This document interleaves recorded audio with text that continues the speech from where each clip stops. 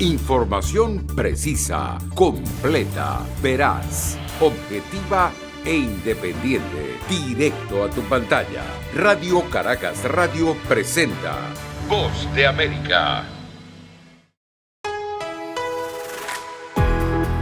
La Voz de América presenta Buenos días, América.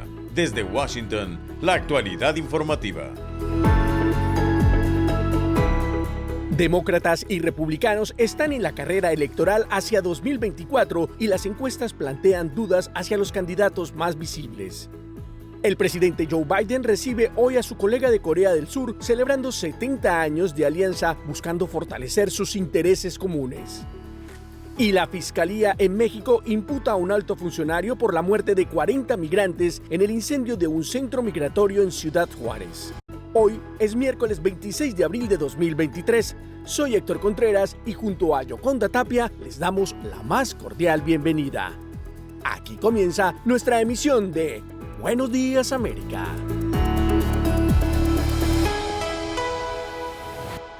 Con el lema "Acabemos el trabajo", el presidente Biden habló públicamente tras el anuncio de su candidatura, mientras las encuestas no se presentan muy favorables para el aspirante demócrata a la reelección en 2024. Judith Martín Rodríguez tiene el reporte.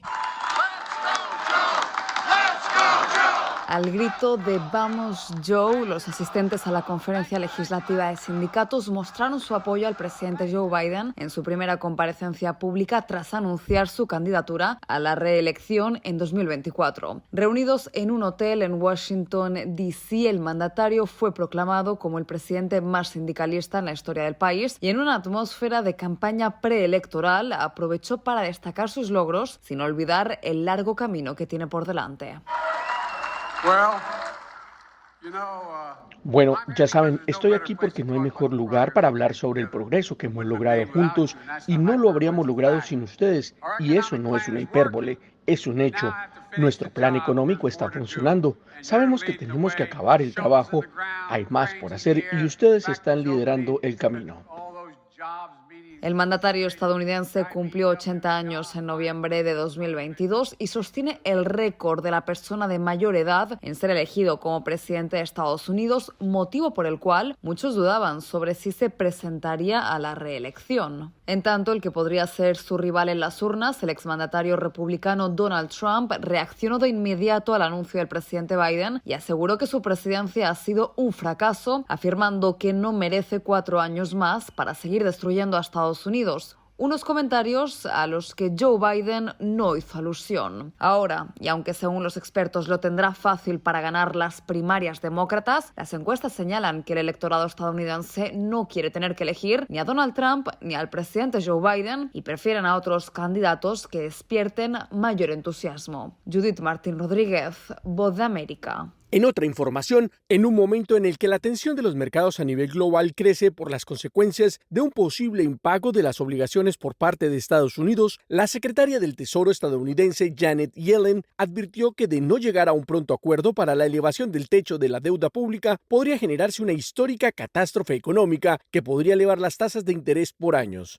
La funcionaria además señaló que es una responsabilidad básica del Congreso aumentar o suspender el tope del endeudamiento que supera los $30,000 millones, ya que de no cumplir Estados Unidos con sus obligaciones generaría una crisis que tendría un impacto directo en la calidad de vida de muchos de sus ciudadanos, al provocar la pérdida de millones de puestos de trabajo, un aumento en el costo de las hipotecas y al generar préstamos más costosos para automóviles y tarjetas de crédito. Las declaraciones se dieron durante la participación de la secretaria Yellen en un encuentro con ejecutivos empresariales de California, donde agregó textualmente, y citamos: un impacto elevaría el costo de los préstamos a perpetuidad. Las inversiones futuras serían sustancialmente más costosas, para luego agregar: el Congreso debe votar para elevar o suspender el límite de la deuda. Debe hacerlo sin condiciones y no debe esperar hasta el último minuto.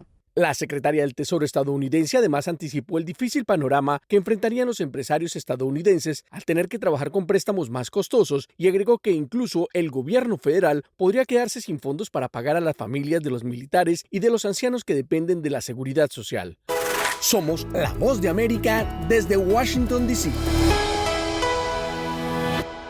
El presidente Joe Biden recibirá hoy en la Casa Blanca a su colega de Corea del Sur, Yoon Suk Yeol, para entablar discusiones serias, empezando por las amenazas que plantea una Corea del Norte cada vez más audaz y también cómo las dos naciones pueden cooperar económicamente y las formas de contrarrestar a una China cada vez más poderosa. Yoon también hablará ante el Congreso en Washington, en el marco de una visita que marca los 70 años de relaciones entre Estados Unidos y Corea del Sur, y al término de la reunión en la Casa Blanca, ambos mandatarios ofrecerán una conferencia de prensa. El presidente de Corea del Sur, Yoon Suk Yeol, inauguró su visita de Estado a Washington el martes, recorriendo una instalación de la NASA con la vicepresidenta Kamala Harris, y la administración Biden busca profundizar los lazos con un aliado cercano que considera que solo está creciendo en importancia en una zona cada vez más complicada. La vicepresidenta Harris destacó durante el evento. Este año celebramos 70 años de la alianza entre Estados Unidos y Corea del Sur y que ha sido un lazo de seguridad y prosperidad en la región del Indo-Pacífico y alrededor del mundo. Como parte de esta visita de Estado, nuestra administración espera fortalecer esta alianza, dijo Harris. Antes de la visita de la vicepresidenta y el presidente de Corea del Sur al centro de vuelo espacial Goddard en los suburbios de Greenbelt, en Maryland, los dos países firmaron una declaración conjunta sobre cooperación en comunicaciones y navegación espaciales. Más noticias en Buenos Días América. La Fiscalía General de la República de México imputó a Francisco Garduño, titular del Instituto Nacional de Migración, por el delito del ejercicio indebido del servicio público por la muerte de 40 migrantes en el incendio de Ciudad Juárez en Chihuahua. Sara Pablo tiene el reporte. Francisco Garduño Yáñez, comisionado del Instituto Nacional de Migración, compareció durante más de 6 horas ante el juez federal Víctor Mario Hernández, acusado del delito de ejercicio indebido del servicio público en el caso de la muerte de 40 migrantes y 27 heridos durante el incendio en una estación migratoria de Ciudad Juárez, Chihuahua, el pasado 27 de marzo. En el Centro de Justicia Penal de la fronteriza Ciudad Juárez, la Fiscalía General de la República, a través del Ministerio Público, presentó 80 datos de prueba para demostrar que el funcionario público de más alto rango en el instituto fue omiso en su responsabilidad de vigilar y proteger a los migrantes. El imputado se reservó su derecho a declarar y será hasta el próximo domingo cuando se defina si hay elementos para continuar con el proceso penal en su contra. El juez impuso como medida cautelar que Garduño se presente a firmar de manera periódica. A su salida evitó dar declaraciones y dijo que el vocero para este caso es su abogado Rodolfo Pérez Velázquez. Y el juez determinó, ha reconocido el trabajo y la labor de apoyo y desarrollo de la investigación, su presencia en este juzgado y consideró también infundada la petición de suspenderlo del cargo y de que no pudiera salir del país, porque aparte es necesario en relación a que él lleva una función con autoridades, sobre todo Estados Unidos. En la audiencia se dio a conocer que las salidas del centro migratorio estaban tapadas la noche del incendio. Sara Pablo, Voz de América, Ciudad de México. Ustedes se informan con la Voz de América. Con una agenda centrada en inmigración, inclusión y medio ambiente, los alcaldes de los países de Latinoamérica se reúnen en Denver, Colorado. Laura Sepúlveda es la enviada especial de la Voz de América a este evento e inicia hoy la cobertura informativa. Como un foro para proponer soluciones enfocadas a la sostenibilidad, equidad y resiliencia, la administración Biden creó esta primera cumbre de las ciudades que reúne alrededor de 250 alcaldes de todo el continente americano. La embajadora Nina Hashigan es la enviada especial de Estados Unidos para la diplomacia de la ciudad y el estado.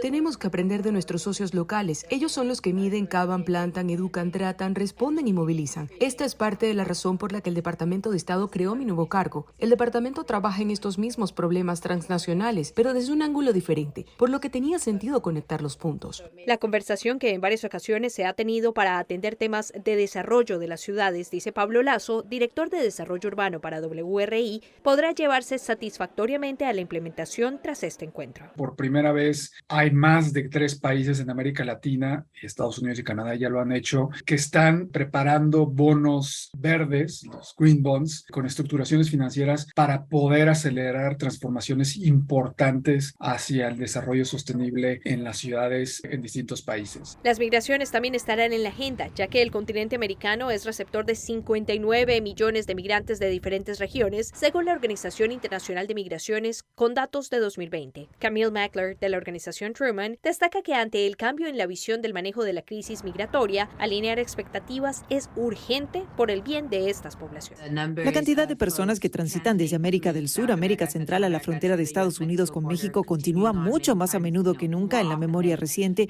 incluso hacia Canadá. Así que realmente cruzan toda la región y luego estas barreras políticas de los autobuses aquí en Estados Unidos mostró dónde hay redes, pero especialmente dónde esas redes entre ciudades necesitan ser fortalecidas. La agenda oficial que se llevará a cabo hasta el viernes estará acompañada de decenas de eventos alternos para presentar propuestas y acuerdos de cooperación entre ciudades, no solo capitales, de nuestra región. Laura Sepúlveda, Voz de América, Denver, Colorado. Somos la Voz de América desde Washington, D.C. Y ahora, en Buenos Días, América, nos vamos a la sala de redacción de La Voz de América.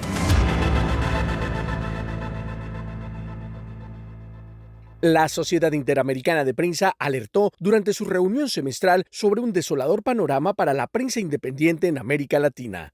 Esta es una actualización de nuestra sala de redacción.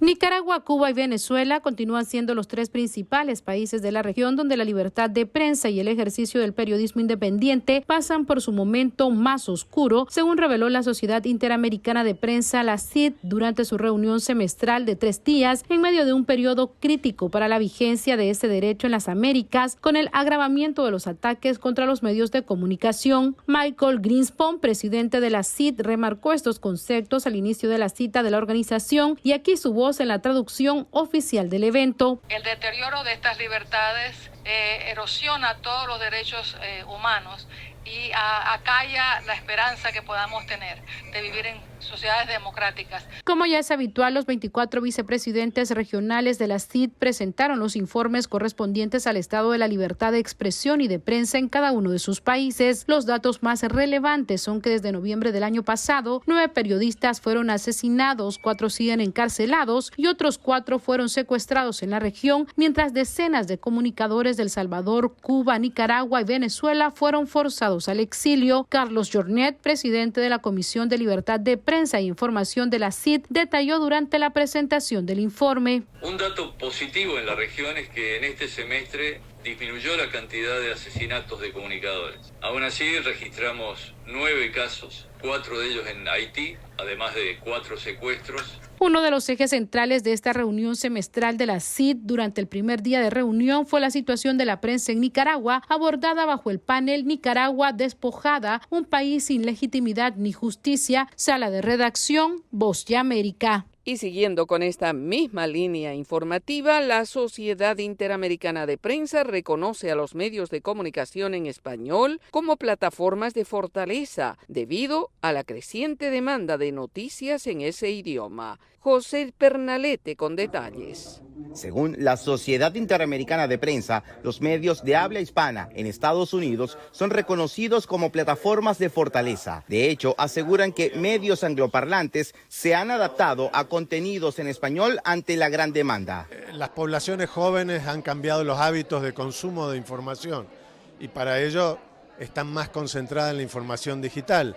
De ahí la relevancia que, por ejemplo, en esta conferencia vamos a tener a 3 nuevos medios digitales que no existían hace un año, medios nativos digitales, ¿no? La gente se está alejando del papel y consumiendo las noticias también en dispositivos como el teléfono, como la tableta o la computadora. Entonces eso digamos que ha cambiado el soporte, pero no ha cambiado la esencia del periodismo. El periodismo hispano sigue siendo importante. Actualmente, según el censo estadounidense, existen 63 millones de hispanos en el país, 13 millones más que hace 10 años. La CIP estima que en 2050 supere los 120 millones de personas. Este diagnóstico argumenta la adaptación del ejercicio del periodismo en cadenas nacionales que identifican esta potencial demanda informativa. Hablan de una expansión cada vez más imparable y también se ha hablado de que la cultura norteamericana tiene que convivir con la cultura latina y tiene que convivir con la lengua española y así va a ser. Tenemos la responsabilidad de mantenerlos al tanto de todo lo que ocurre en sus naciones, porque el hecho de emigrar y de exilarnos en un nuevo país, como en este caso es los Estados Unidos, no significa que dejemos a un lado ni nos olvidemos de nuestras raíces ni de los lugares de donde venimos. Pero más que todo sobre lo que es el futuro del mundo hispano dentro, no solo de Estados Unidos, sino de nuestra región. Yo creo que nuestra región es una región de gente joven, súper capaz, y que desafortunadamente nos toca aprender a ser democráticos para que los gobiernos nos permitan de verdad llevar a nuestro continente, y el del sur, el del medio y el del norte, a tener el mayor éxito del mundo. Tenemos todos los recursos. La Asociación de Prensa de Cádiz calcula que en el mundo existen más de 500 millones de personas cuya lengua materna es el español. José Pernalete, Voz de América, Miami. Por otra parte, establecer un cronograma electoral para la realización de elecciones libres y la flexibilización de las sanciones, las principales recomendaciones de la comunidad internacional para la normalización política, económica y social de Venezuela. Manuel Arias tiene el reporte. Una veintena de países reunidos en Bogotá bajo la convocatoria del presidente Gustavo Petro dio su apoyo al restablecimiento de los diálogos entre el gobierno de Venezuela y la oposición política. El canciller colombiano Álvaro Leiva, en representación de los países reunidos en la cumbre, expresó que las elecciones libres y la flexibilización de las sanciones fueron las principales recomendaciones. La necesidad de establecer un cronograma electoral que permita la celebración de elecciones libres, transparentes y con plenas garantías para todos los actores venezolanos. En ese sentido, se mencionó la importancia de tener en cuenta las recomendaciones de la misión de observación electoral de la Unión Europea de 2021. Que los pasos acordados a satisfacción de las partes vayan en paralelo con el levantamiento de las distintas sanciones. Asimismo, las partes pidieron que se acompañe el proceso de negociación con la implementación acelerada de un fondo fiduciario para inversión social en Venezuela, y se acordó que una delegación de los países reunidos en Bogotá informará al presidente Maduro y a los representantes de la oposición los resultados de la cumbre, y en las próximas semanas se convocará nuevamente a una reunión para hacer seguimiento al proceso. Se procederá a convocar prontamente en una segunda oportunidad a las mismas delegaciones que atendieron la invitación del presidente Gustavo Petro a fin de hacer seguimiento a los desarrollos de lo alcanzado en el día de hoy. Los representantes de los países reunidos en la cumbre expresaron el apoyo a la mediación del presidente Petro y sus recomendaciones frente a la implementación de la Carta Interamericana de Derechos Humanos como punto de partida para el retorno de la democracia a Venezuela. Manuel Arias Naranjo, Voz de América, Colombia. En tanto, pocas expectativas hay en Venezuela sobre la reactivación de negociaciones políticas tras la conferencia internacional celebrada en Colombia. El reporte con Carolina Alcalde. Las expectativas en Venezuela en cuanto a un posible regreso a la mesa de diálogo en México tras la Conferencia Internacional sobre Venezuela celebrada en Bogotá son bajas ante las condiciones impuestas en las últimas horas por el gobierno venezolano, entre ellas la suspensión de la investigación de la Corte Penal Internacional y de procesos judiciales en Estados Unidos. La internacionalista Giovanna de Michele insiste en que puntualmente esas exigencias del gobierno venezolano no dependen de los gobiernos que participaron en el evento promovido por el presidente colombiano, Gustavo Petro, ni de la oposición venezolana. Y ni siquiera dependen del gobierno de los Estados Unidos o el gobierno de la Unión Europea. En el caso específico de los Estados Unidos hay procesos judiciales que tienen vida propia. El Poder Judicial tiene un nivel de autonomía significativo frente al Poder Ejecutivo. En el caso de la Corte Penal Internacional, en la Corte Penal Internacional no están representados los gobiernos. Son condiciones como para justificar el no volver a la mesa, pues. En varias ocasiones, la delegación de la Plataforma Unitaria de la Oposición en las negociaciones en México ha negado estar incumpliendo el acuerdo de liberación de los fondos para la implementación del acuerdo social firmado en noviembre del año pasado, tal y como denuncia el gobierno venezolano. En tanto, Voluntad Popular, el partido político del dirigente Juan Guaidó, acusó al gobierno del presidente Petro de haber actuado hostilmente y de haberlo obligado a salir del territorio colombiano. En ese sentido, la dirigente política opositora Adriana Pichardo descartó que Colombia pueda actuar en un proceso que acerque a las partes. No porque se puso del lado de un personaje o otro, es porque violó la ley, es porque violó todos los convenios, todos los tratados en materia de derechos humanos. es porque violó lo establecido en el sistema interamericano de los derechos humanos, de lo cual Colombia es parte. Pichardo insistió en que el mandatario colombiano quedó en una condición inapropiada. Carolina Alcalde, Voz de América, Caracas. Están en sintonía de Buenos Días América. Hacemos una pausa y ya volvemos. Desde la Voz de América, la actualidad de la crisis en Ucrania. La guerra había comenzado. Sin duda todo esto nos afecta mucho, pero confío en la justicia de la causa ucraniana. Mientras la ofensiva militar rusa avanza sobre Ucrania. Una cobertura completa y análisis a diario. Todos sus habitantes quieren escapar cuanto antes. Salvador no escapará a los efectos. El ejército ucraniano dice que la cantidad de ataques de artillería haciéndose audible la invasión en Ucrania. Guatemala condenó enérgicamente la tensión que crece entre Ucrania y Rusia.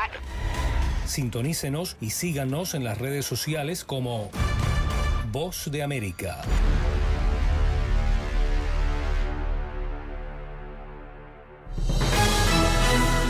Momento deportivo en La Voz de América. Les informa Henry Llanos. En el baloncesto de la NBA, Nikola Jokic y Jamal Murray ayudaron a los Nuggets a superar un lento inicio para eliminar a los Timberwolves de Minnesota 112-109 en el juego número 5 de su serie de primera ronda de playoffs. Anthony Edwards, que lideró a Minnesota con 29 puntos, falló un intento de triple cuando sonaba la bocina que habría enviado el juego a la prórroga. Los Nuggets, que se clasificaron primeros, se enfrentarán en una serie de 5 juegos a los Suns de Phoenix, que eliminaron a los Clippers en una segunda ronda que comienza el sábado en Denver. Jokic aportó un triple doble y anotó 28 puntos pese a fallar 21 de 29 tiros, y Murray anotó 35 puntos para ayudar a los Nuggets a superar una desventaja inicial. Malone consiguió su 25ª victoria en playoffs para Denver, una más que Doug Moe. Matt Crocker procurará enfocarse en el liderazgo, estilo de juego y la identidad de equipo como criterios al iniciar la búsqueda del nuevo entrenador de la selección de Estados Unidos, pero desvió la atención en cuanto a considerar la continuidad de Greg Berhalter o tal vez optar por Jesse Marsh. Greg ha hecho una labor fantástica, dijo Crocker el martes, luego que la Federación Estadounidense de Fútbol anunció su contratación como director deportivo. Intentó dar seguimiento a un número de candidatos tanto dentro de la organización como fuera de ella. Crocker asumirá el cargo el 2 de agosto, pero empezará de inmediato con la búsqueda de un entrenador, según ha indicado la federación. La dirección técnica de la selección masculina ha estado vacante desde que Berhalter quedó al margen. Henry Llanos, Voz de América, Washington.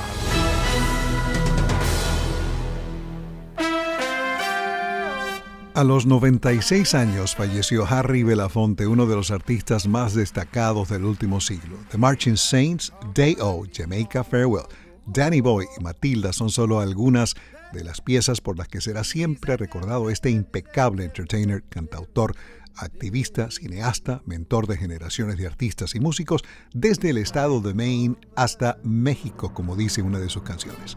Belafonte deja un legado de más de 30 álbumes, grabaciones de conferencias y miles de ejemplos de su carrera como músico, benefactor y activista disponibles en las redes sociales. En su faceta de actor, exploró temas raciales en películas como Island in the Sun y Odds Against Tomorrow. Belafonte hizo campaña junto a su amigo Martin Luther King Jr. durante el movimiento de derechos civiles de Estados Unidos, ayudó a que terminara el apartheid en Sudáfrica y coordinó la primera visita de Nelson Mandela a Estados Unidos. Belafonte fue uno de los motores de la canción We Are the World, escrita por Lionel Richie y Michael Jackson, en la que participaron Michael Jackson, Stevie Wonder, Bruce Springsteen, Bob Dylan, Ray Charles y Diana Ross, entre otros grandes del espectáculo. Belafonte viajó por todo el mundo como embajador de buena voluntad de UNICEF, el Fondo de la ONU para la Infancia, en 1987, y más tarde inició una fundación contra el SIDA. Fue copresidente de la Marcha de Mujeres aquí en Washington, celebrada el día después de que Donald Trump asumió como presidente en enero de 2017. Algunas de sus ideas políticas ocuparon titulares titulares de prensa en 2006 durante un viaje a Venezuela cuando llamó al presidente George W. Bush el mayor terrorista del mundo. Belafonte le dijo a la revista Rolling Stone que cantar era una de las formas de expresar lo que él calificaba de las injusticias en el mundo. El artista describió a su padre como un borracho abusivo que lo abandonó a él y a su madre. Su madre fue una trabajadora doméstica sin educación, quien él decía le inculcó el espíritu activista. Belafonte dijo varias veces que durante la Segunda Guerra Mundial esos principios lo llevaron a ingresar en la Marina con la ferviente creencia de que había que derrotar a Hitler. El hoy desaparecido activista estudió con Marlon Brando y Sidney Poitier, otro actor negro pionero que se convertiría en un amigo cercano. También apareció en Broadway en Almanac, ganando un premio Tony. El tercer álbum de Belafonte, Calypso, se convirtió en el primero de un solo artista en vender más de 1 millón de copias. Belafonte fue el primer actor negro en ganar un premio Emmy. También obtuvo varios Grammy, incluyendo uno por su trayectoria, un Oscar por su labor humanitaria y la Medalla Nacional de las Artes. Belafonte falleció el martes de insuficiencia cardíaca en su residencia en Nueva York, la ciudad que también lo vio nacer hace casi un siglo en el Harlem. Alejandro Escalona, Voz de América, Washington. Será hasta mañana.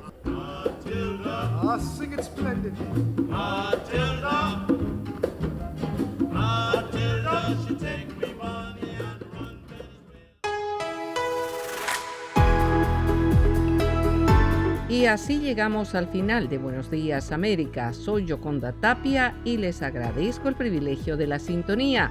Soy Héctor Contreras y les invito a conectarse con nuestra página web vozdeamerica.com o seguirnos en Twitter en @vozdeamerica. Hasta nuestra próxima emisión.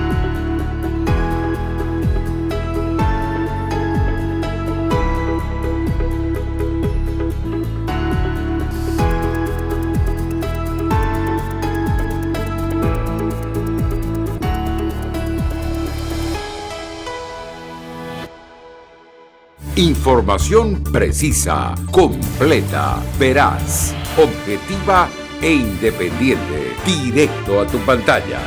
Voz de América en RCR 750.